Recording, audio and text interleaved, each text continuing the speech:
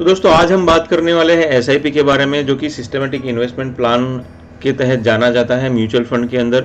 हमें बहुत सारे दोस्तों का कमेंट आया कि हमें डिटेल प्लान जानना है एसआईपी के अंदर क्या होता है और किस तरह से म्यूचुअल फंड के अंदर एसआईपी को निवेश किया जाता है। तो दोस्तों आज हम बहुत सारी चीज़ें हम जानने वाले हैं। हम आज जानने वाले हैं कि क्या होता है म्यूचुअल फंड और म्यूचुअल फंड के अंदर किस तरह से इन्वेस्टमेंट किया जाता है। हम ये भी जानेंगे कि फंड हाउस क्या होता है और उसका क्या रोल होता है म्यूचुअल फंड के अंदर। हम जानेंगे कि कैसे आइडेंटिफाई किया जाता है एक अच्छे म्यूचुअल फंड के अंदर और एक खराब प्रदर्शन करने वाले म्यूचुअल फंड के बारे में। हम ये भी देखेंगे कि यूनिट क्या होता है और यूनिट किस तरह से काम करता है, और हम ये भी जानेंगे 7 tips on how to choose the best mutual fund. तो दोस्तों एंड तक देखिएगा जरूर। हो सकता है वीडियो लंबा हो क्योंकि हमने बहुत सारी चीजें कवर करनी है इसके अंदर और बहुत सारे एग्जाम्पल्स और आपको चार्ट्स के द्वारा मैं समझाने की कोशिश करूंगा ये सारे टॉपिक के बारे में। तो अभी तक अगर आपने सब्सक्राइब नहीं किया है तो सब्सक्राइब बटन को दबा करके बेल आइकन को दबा दे ताकि आपको आने वाली नोटिफिकेशन मिलती रहे। तो दोस्तों आइए शुरू करते हैं एसआईपी के बारे में।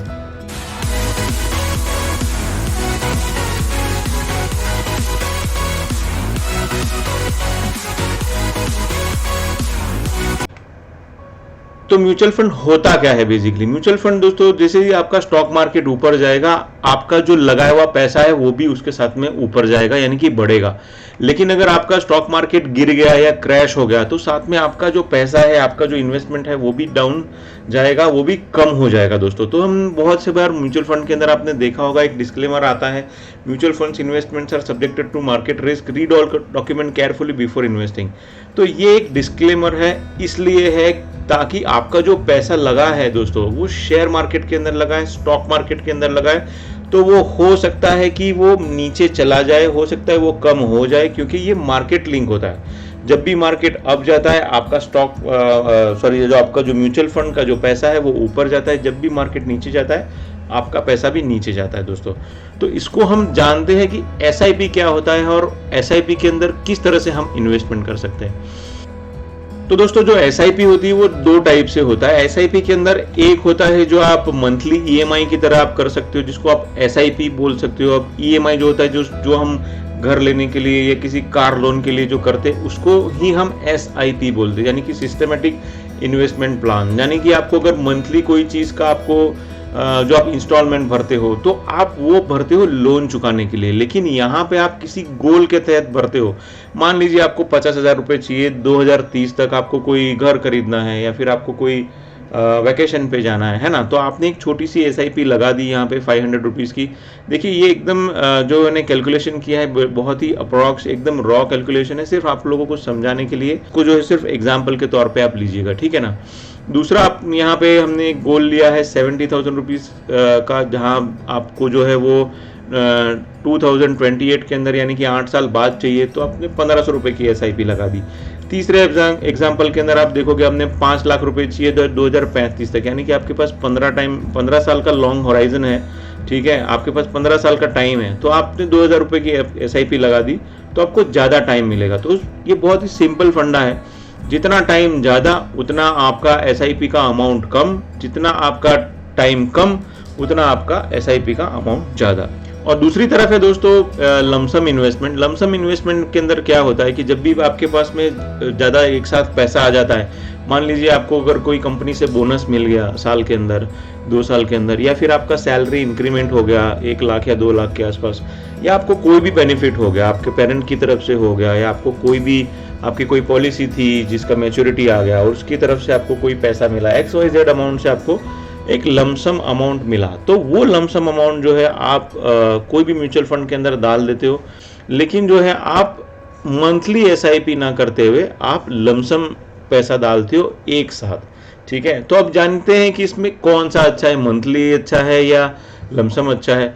तो देखा जाए तो दोनों ही आपके गोल अचीव करने के लिए हेल्प करते हैं, लेकिन मैं आपको एसआईपी का रूट ज़्यादा प्रीफर करूंगा।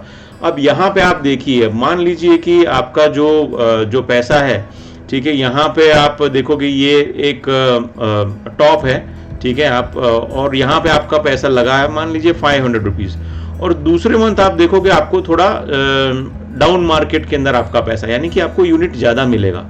आप दूसरे तीसरे थर्ड मंथ में आप देखोगे तो आपको वापस मार्केट बढ़ गया है, फोर्थ मंथ में आपका वापस नीचे हो गया। इसी तरह से आपको अप्स एंड डाउन्स मार्केट के सारे मिल रहे फ्रेंड्स यहाँ पे, है ना।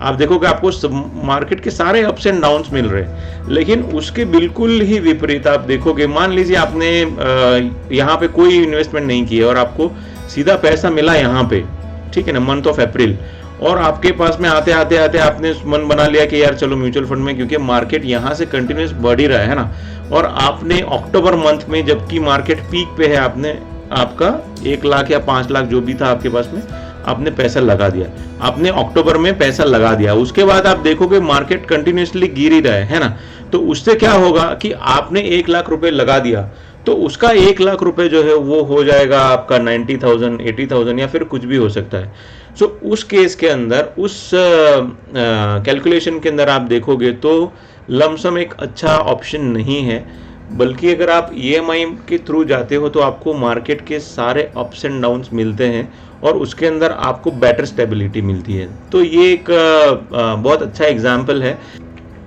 और देखते हैं कि क्या होता है फंड हाउस। तो फंड हाउस जो है ना दोस्तों कि यहाँ पे आप देखोगे इंडिया के अंदर 44 से ज़्यादा फंड हाउसेस है, लेकिन यहाँ पे हमने जो टॉप 10 फंड हाउसेस है वो यहाँ पे हमने आइडेंटिफाई किए हैं। सो सबसे फर्स्ट नंबर पे आता है ICICI प्रूडेंशियल, दूसरा आता है HDFC, Reliance, Birla Sun Life, SBI, UTI mutual fund, Kotak Mahindra, Franklin, DSP BlackRock और IDFC म्यूचुअल फंड। तो दोस्तों ये जो सारे म्यूचुअल फंड है वो मिल करके स्टॉक के अंदर आपका जो पैसा है उसको इन्वेस्ट करते हैं, और वो आइडेंटिफाई करते हैं कि जो क्लाइंट की क्या रिक्वायरमेंट्स है, उनकी क्या नीड्स है।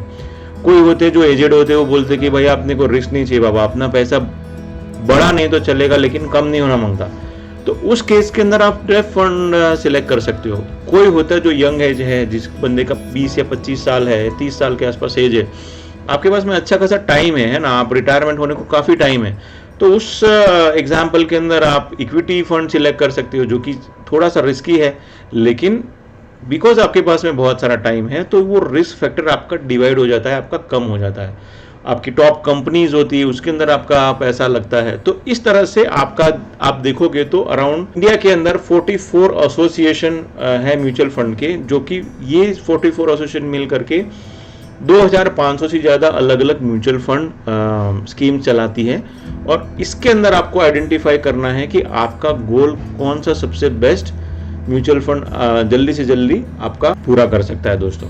अब यहाँ पे हम बात करेंगे कौन सा म्यूचुअल फंड अच्छा होता है या कौन सा म्यूचुअल फंड बुरा होता है। तो ये एक बहुत ही कॉम्प्लेक्स कैलकुलेशन है, बहुत डिफिकल्ट होता है जानने में कि कौन सा म्यूचुअल फंड अच्छा। आप किसी एक म्यूचुअल फंड में पैसा लगाओगे, आप देखोगे दूसरा म्यूचुअल फंड भाग रहा है, आप दूसरे में लगाओगे तो आपको लगा पहला ही वाला अच्छा था, है ना। तो उस केस के अंदर हम जो यहाँ पे एक आपका म्यूचुअल फंड जो है वो कार के साथ कंपैरिजन करेंगे और देखेंगे कि किस तरह से हम कोरिलेट करते। तो मान लीजिए आपके पास में बहुत सारा पैसा है, आपको कोई पैसे की प्रॉब्लम नहीं है और आपको कार लेनी है, ठीक है। तो यहाँ पे मैं आपको ऑप्शन दूंगा, एक है आपके पास में मारुति कार और दूसरी आपके पास में है मर्सिडीज कार। तो आप मारुति और मर्सिडीज में जाहिर सी बात है आप मर्सिडीज को चूज करेंगे, क्यों? क्योंकि ये अच्छी दिखती है, मार्केट की क्लास है, मार्केट की लीडर है, बहुत पॉश कार है, उसमें बहुत सारे सेफ्टी फीचर है। क्या करोगे अगर आपको मर्सिडीज और फरारी के बीच में सिलेक्शन करनी है, तो जाहिर सी बात है आप फरारी सिलेक्ट करोगे, क्योंकि ये और महंगी कार है, इसमें और ज़्यादा फीचर्स है, ये और ज़्यादा क्लास है, एकदम ही आप देखोगे तो बहुत ही सुंदर दिखने वाली गाड़ी है ना, किसी को भी लुभा सकती है ये गाड़ी। तो यहाँ पे आप म्यूचुअल फंड का भी इसी तरह से होता है। बहुत सारे म्यूचुअल फंड जो है वो ये पर्पस के तौर पे हम इसको सिलेक्ट करते हैं, हमें कोई गोल जो है उसको पूरा करना है। यहाँ पे कार का भी क्या गोल है, हमें एक लोकेशन से दूसरी लोकेशन पे लेके जाना है। कोई जो कार होती है वो हमें फास्ट लेके जाती है, कोई हमें स्लो लेके जाती है। लेकिन आप सोचिए, अगर आपको रेसिंग करनी है तो आप फरारी चूज करेंगे, लेकिन अगर आपको गांव जाना है, उबड़ खाबड़ रास्तों पे जाना है ना, अगर आपको सस्ता विकल्प चाहिए, आपको 10 लाख में क्या फरारी मिलेगी? नहीं, लेकिन आपको डेफिनेटली 10 लाख के अंदर बहुत बढ़िया सेफ्टी वाली मारुति कार मिल जाएगी। यही चीज अगर आपको मान लीजिए आपको मिड रेंज कार चाहिए तो आपको मर्सिडीज जाना पड़ेगा, आपको ऑडी जाना पड़ेगा, जिसके अंदर बहुत सारी सेफ्टी फीचर्स भी है, लेकिन हाँ वो करोड़ों में नहीं जानी चाहिए, है ना। तो ये एक बहुत बढ़िया कंपैरिजन है, मैंने कहीं पढ़ा था और तब से मेरे माइंड में बहुत फिक्स है ये चीज़ कि आपको ये जो जब भी म्यूचुअल फंड सिलेक्शन करते हो आप, तो आपको ये ध्यान में रखना चाहिए कि आपका बेसिकली गोल क्या है और आपको गोल कब अचीव करना है और कितना जल्दी अचीव करना है। तो कोई म्यूचुअल फंड अच्छा या बुरा नहीं होता है, कंप्लीटली होता है डिपेंड उसके गोल के ऊपर। आपको शॉर्ट टर्म गोल है, आपका लॉन्ग टर्म गोल है, बेस्ड ऑन आपका रिस्क एपिटाइट, आपको कितना रिस्क उसके अंदर लेना है। बहुत सारे लोग होते हैं नहीं बाबा रिस्क नहीं लेना है अपने को।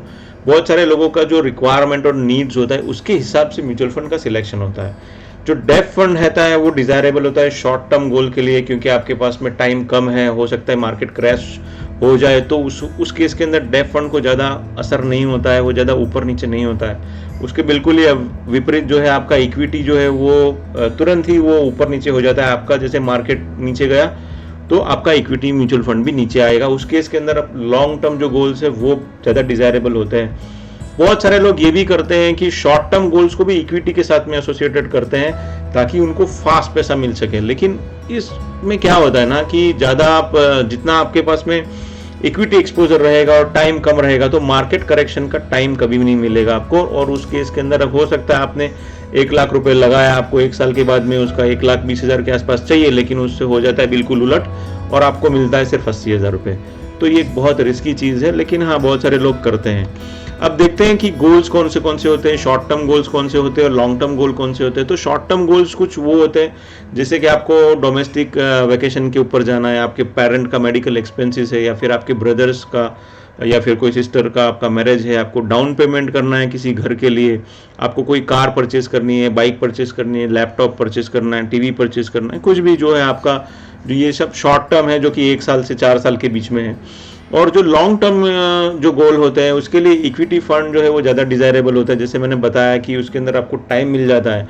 तो अगर आपको कोई इंटरनेशनल वैकेशन पे जाना है जब आपको 5 लाख से 8 लाख के बीच में चाहिए, आपका कोई लड़का हो या लड़की है, उसका एजुकेशन है, उसका मैरिज है, आपका रिटायरमेंट एक बहुत बड़ी चीज़ है जिसके अंदर आपको बहुत सारा पैसा लमसम लगने वाला है।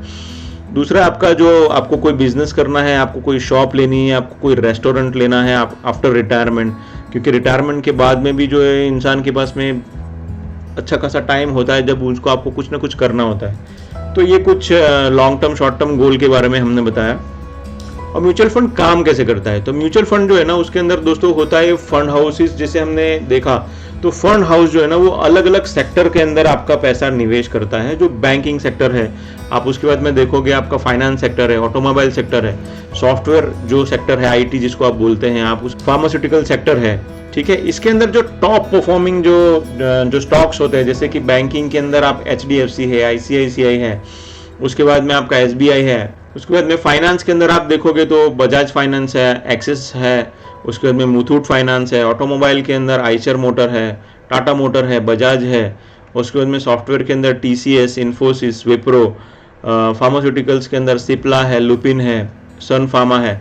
तो ये सब जो है ना इसका म्यूचुअल फंड के अंदर किस तरह से होता है, ये थोड़ा थोड़ा आपका पैसा सब जगह पे इन्वेस्टमेंट होता है। तो मान लीजिए अगर आपने 2,000 रुपये इन्वेस्ट किए हैं और तो 2,000 रुपये जो है वो कोई भी फंड हाउस सभी स्टॉक के अंदर थोड़ा थोड़ा करके आपका निवेश करेंगे। आपका HDFC के अंदर जाएगा, आपका ICICI के अंदर जाएगा, आपका टाटा मोटर्स के अंदर थोड़ा पैसा जाएगा। मान लीजिए किसी महीने के अंदर अगर ICICI ने अच्छा परफॉर्म नहीं किया तो उसका जो है HDFC आपका जो है वो सर्वर कर देगा, और अगर किसी महीने के अंदर अगर टाटा मोटर्स ने अच्छा परफॉर्म नहीं किया तो उसका आइचर मोटर जो है वो बराबर कर देगा।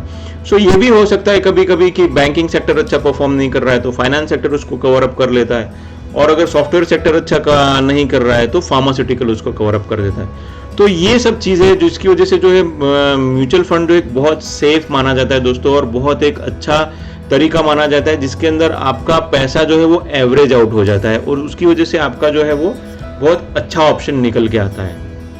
तो दोस्तों देखते हैं क्या होता है यूनिट, और यूनिट किस तरह से काम करता है। जिस तरह से हमने देखिए जो टॉप 10 म्यूचुअल फंड हाउसेस जो है उसके अंदर से मैंने एक एग्जांपल लिया है। मान लीजिए जो HDFC बैलेंस फंड है, ठीक है, उसका यहाँ पे हमने एग्जांपल लेने का ट्राई किया है।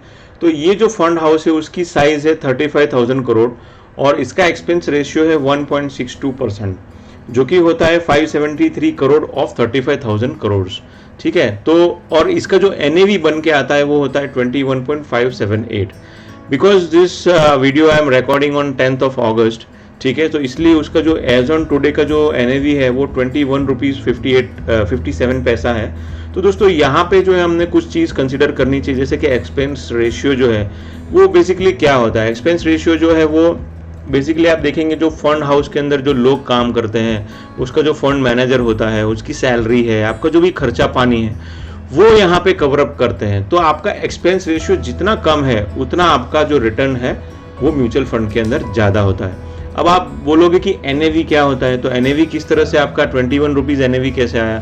तो एनएवी क्या होता है ना, बेसिकली एक यूनिट होता है जो कि आपको म्यूचुअल फंड हाउस की तरफ से मिलता है और वो प्रतिदिन बदलता रहता है। आपका मार्केट ऊपर जाएगा तो आपका एनएवी ऊपर जाएगा, अगर आपका मार्केट नीचे आ गया तो आपका एनएवी नीचे आ जाएगा। मान लीजिए अगर आप एज ऑन टुडे हमने सेंसेक्स जो है आज 38,400 के आसपास है, अगर आपने 1000 रुपीज़ इन्वेस्ट किए, 1000 डिवाइड बाई 21 हो जाएगा तो आपको मिलेगा 46 यूनिट्स के आसपास। ठीक है। अब किसी दिन हो सकता है कि आपका मार्केट डाउन हो गया और आपका मार्केट आ गया 25,000 के ऊपर, तो उस केस के अंदर क्या होगा, आपको लोग जो है पैनिक हो जाते हैं, अरे बाप रे मेरा तो पैसा जो है डूब गया। लेकिन दोस्तों यहाँ पे आप देखिए कि पहले आपको 46 यूनिट मिलते थे, अभी आपका जो एनएवी है वो 10 रुपीज़ का हो गया। जैसे 1000 डिवाइड बाई 10 कर रहे हैं हम, यहाँ पे 10 जो है वो यूनिट लिया है, मतलब प्राइस लिया है जो यूनिट का। ठीक है। तो अभी आपको 100 यूनिट मिल रहे हैं। अभी यहाँ पे दूसरा एक एग्जांपल लिया हमने, मान लीजिए आप सेंसेक्स बहुत अच्छे दिन आ गए और हमारा हो गया 60,000 पॉइंट्स, है ना। मार्केट इतना अच्छा बूम कर गया कि मार्केट ने सीधा डबल हो गया, है ना, अराउंड 60,000 के आसपास हो गया। अब आप देखेंगे तो आपकी एनएवी हो गई 100 रुपए की। ठीक है। तो अब आपको कितने यूनिट मिले, आपको सिर्फ 10 यूनिट मिले।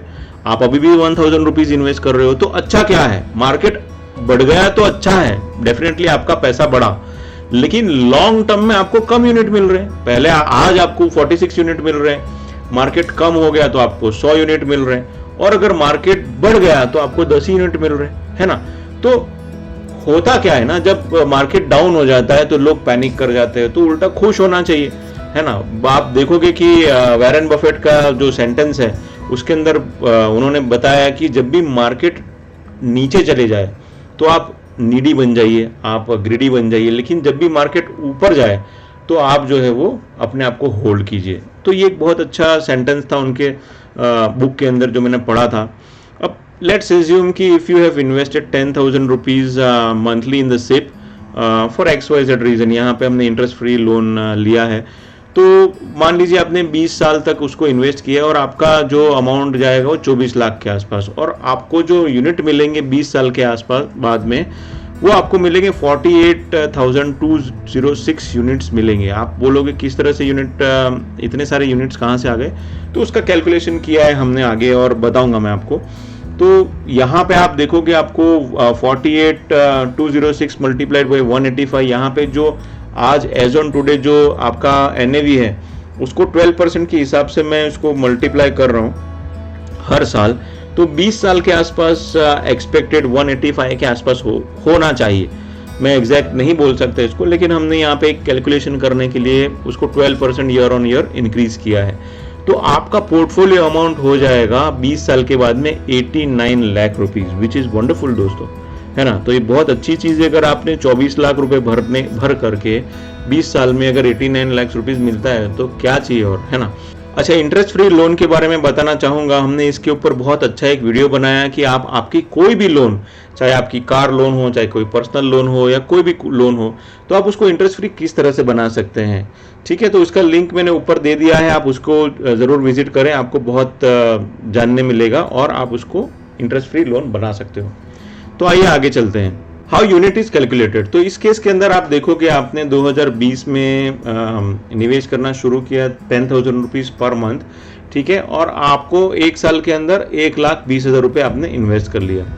तो यहाँ पे 1,20,000 डिवाइड बाई 21.57 करते हैं, जो कि आज की एनएवी है, और 12% के हिसाब से ईयर ऑन ईयर इंक्रीजिंग हो रहा है ये, तो आपको एक साल के अंदर 5,563 यूनिट्स मिलेंगे, जो कि 20 साल के एंड में आप देखोगे तो आपको 47,000 या 48,000 के आसपास आपको यूनिट मिलेंगे।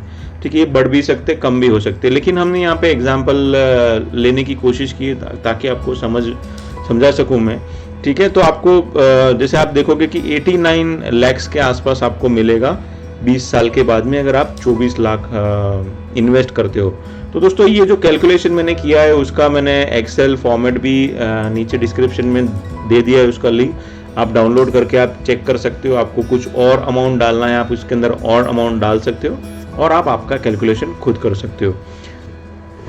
देखते हैं how to choose the best mutual fund. तो दोस्तों इसके अंदर आप देखोगे ना, तो म्यूचुअल फंड हमने जैसे ही पहले टॉप 10 म्यूचुअल फंड हमने आइडेंटिफाई किए हैं यहाँ पे, है ना। तो आईसीआईसीआई म्यूचुअल फंड का आप जो देखोगे थर्ड कॉलम के अंदर AUM है, चौथे के अंदर आप देखोगे कॉलम के नंबर ऑफ म्यूचुअल फंड्स है, यानी कि ये वाला जो आईसीआईसीआई प्रूडेंशियल है उनके पास में 1400 के से आसपास म्यूचुअल फंड है अलग अलग, जैसे कि डेफ म्यूचुअल फंड है, इक्विटी म्यूचुअल फंड है, उसके बाद में आपका आप देखोगे कि टैक्स सेवर म्यूचुअल फंड बहुत सारे होते हैं, ठीक है। उसके अंदर आप यहाँ पे मैंने ये भी एक एक्सरसाइज किया है कि उनका जो सबसे फेमस जो म्यूचुअल फंड है वो कौन सा है। तो ICICI Prudential equity and debt fund जो है वो सबसे अच्छा उनका परफॉर्म करने वाला म्यूचुअल फंड है, जो कि लॉन्च किया था 1999 में, और उनका जो रिटर्न सिंस इंसेप्शन है वो 15.03% के आसपास है। उसी तरह HDFC म्यूचुअल फंड जो है उसका AUM है, यानी कि एसेट अंडर मैनेजमेंट, वो आप देखोगे 2,21,825 करोड़ रुपीस है, और उनके पास में आप देखोगे कि म्यूचुअल फंड 890 के आसपास म्यूचुअल फंड है अलग अलग, और उनका सबसे फेमस जो है HDFC बैलेंस फंड, जो हमने अभी जस्ट एग्जांपल चेक किया है ना। उसका बाद में आप वो लॉन्च हुआ था 2000 के अंदर, और उसका रिटर्न सिंस इंसेप्शन है 16.97। तो ये पूरे लिस्ट दिए दोस्तों, आप वीडियो पॉज करके आप नोट डाउन कर सकते हो, देख सकते हो। आइए बात करते हैं वो टिप्स के बारे में जो कि हमने ऑलरेडी थंबनेल के अंदर बताया था। ऐसी कौन सी टिप्स है जो कि आप जान सकते हो, जो आपको जानना चाहिए। जो few things consider before buy, you should avoid rating trap. आप बहुत सारे जो अलग अलग ऐप्स है उसके ऊपर आप देख सकते हो कि आपको रेटिंग मिल जाएगी, ये वाला जो है हाईली रेटेड है, ये वाला जो है वो लो रेटेड है। तो ये रेटिंग के अंदर नहीं जाना चाहिए हमने दोस्तों, और बहुत सारी चीज़ें हमने खुद हमारी रिसर्च करनी चाहिए। उसके अंदर से एक ये भी है कि हमने फंड हाउस चूज करना चाहिए। देखो यहाँ पे मैंने यहाँ पे AUM किस लिए लिया है, जो थर्ड कॉलम के अंदर जो AUM है, एसेट अंडर मैनेजमेंट, ये बहुत ज़्यादा इम्पैक्ट करता है कि जितना बड़ा AUM है, जितना AUM का साइज ज़्यादा है, उतना उन कंपनी के पास में, उतना उन फंड हाउस के पास में पैसा ज़्यादा है रोल आउट करने के लिए। वो they can play around with the money and they can do lot of things with the money. लेकिन कोई ऐसा म्यूचुअल फंड है जिसके पास में पैसा ही नहीं है, तो वो क्या बेचेगा और क्या नया लेगा, तो उसमें लॉस आपका बढ़ जाता है। तो फंड हाउस अच्छा होना चाहिए, फंड मैनेजर भी अच्छा होना चाहिए। बहुत लोग फंड मैनेजर के बारे में भी जानते हैं कि कितना उनका एक्सपीरियंस है, उन्होंने कहाँ क्या क्या काम किया है, और वो बहुत सारी चीज़ें जो है वो जानना ज़रूरी हो जाती है सिलेक्शन के पहले। तीसरा जो सबसे बहुत इंपॉर्टेंट है वो था एग्जिट लोड। बहुत सारी जो म्यूचुअल फंड है वो आपको हो सकता है कोई अच्छा रिटर्न ना दे, और फिर आपको उसमें से निकलना है, तो आपका एग्जिट लोड 1% हो जाता है दोस्तों। तो मान लीजिए अगर आपने 1 लाख रुपए डाला और आपको वो अच्छा प्रदर्शन नहीं कर रहा है, परफॉर्म अच्छा नहीं कर रहा है, तो आपका जो वैल्यू है वो 80,000 हो गया, उसमें भी 1% आपका निकल जाएगा, तो आपका मोटा मोटा 800 से 1000 रुपये और कट हो जाएगा। तो ये बहुत इंपैक्ट करता है। चौथा सबसे बड़ा है एक्सपेंस रेशियो, जो हमने ऑलरेडी डिस्कस किया है कि जितना एक्सपेंस रेशियो जितना ज़्यादा, जिनका जितना खर्चा पानी जितना ज़्यादा, उतना आपका जो है वो रिटर्न कम आएगा। पांचवा सबसे बड़ा रीज़न है AUM, जो हमने ऑलरेडी डिस्कस कर चुके कि जितना AUM ज़्यादा होगा उतना और अच्छा होता है, और जितना AUM कम है उनके पास में उतने पैसे उनके पास में कम होते हैं। कंसिस्टेंसी इन परफॉर्मेंस, आपने ये भी देखना चाहिए कि आपका जो फंड है वो कितना कंसिस्टेंटली परफॉर्म कर रहा है। कि ऐसा तो नहीं है कहीं 1 साल उसने परफॉर्म किया फिर 3 साल परफॉर्म ही नहीं कर रहा है, फिर वापस 1-2 साल उसने परफॉर्म किया फिर 4-5 साल परफॉर्म ही नहीं कर रहा है। तो आपका कंसिस्टेंसी इन परफॉर्मेंस होना बहुत ज़रूरी है। आपने ये भी देखना चाहिए कि आपका फंड कंटिन्यूसली परफॉर्म अच्छा कर पा रहा है कि नहीं कर पा रहा है। आपने ये भी आइडेंटिफाई करना चाहिए कि आपका जो गोल है उसके हिसाब से आपका रिस्क प्रोफाइल बराबर है कि नहीं। ये ना हो कि कहीं आपका जो है वो आपका एज ज़्यादा है, या फिर हो सकता है आपको के पास में कम टाइम है और आपको स्पेसिफाइड गोल आपको अचीव करना है 10 लाख या 20 लाख का, और आपने जो डेफ फंड के अंदर पैसा डाल दिया तो आपका वो कभी गोल अचीव नहीं होगा दोस्तों। तो ये कुछ चीजें थी दोस्तों कि जो मैंने यहाँ पे कवर अप करने का ट्राई किया है। अगर आपको कोई कमेंट है, आपको कोई क्वेश्चन है, तो आप हमें कमेंट करके ज़रूर बताएं। हमें बताएं कि आपको ये वीडियो कैसा लगा। आपको ये भी बताएं कि कमेंट के अंदर आपको कोई म्यूचुअल फंड है जो आपका बहुत अच्छा परफॉर्म कर रहा है, तो कौन सा म्यूचुअल फंड है जो कि हमारे व्यूअर्स को हम ये भी बता सके, हम उसके साथ में डिस्कस कर सके, उनके साथ में बात कर सकते हैं। तो आप कमेंट करके ज़रूर बताइएगा। और हमको अगर वीडियो आपको अच्छा लगा है तो लाइक ज़रूर कीजिएगा दोस्तों अगर आपको ये कंटेंट अच्छा लगा है तो अपने दोस्तों के साथ में शेयर कीजिए और लाइक करके जरूर एनकरेज कीजिए। और अभी तक सब्सक्राइब नहीं किया है तो गोल बटन को दबा करके या फिर लाल कलर के सब्सक्राइब बटन को दबा करके सब्सक्राइब कर लीजिए और बेल आइकन को दबा दीजिए ताकि आपको आने वाली नोटिफिकेशन मिलती रहे। Thank you so much for watching this video and हमारे साथ जुड़े रहने के लिए बहुत बहुत धन्यवाद।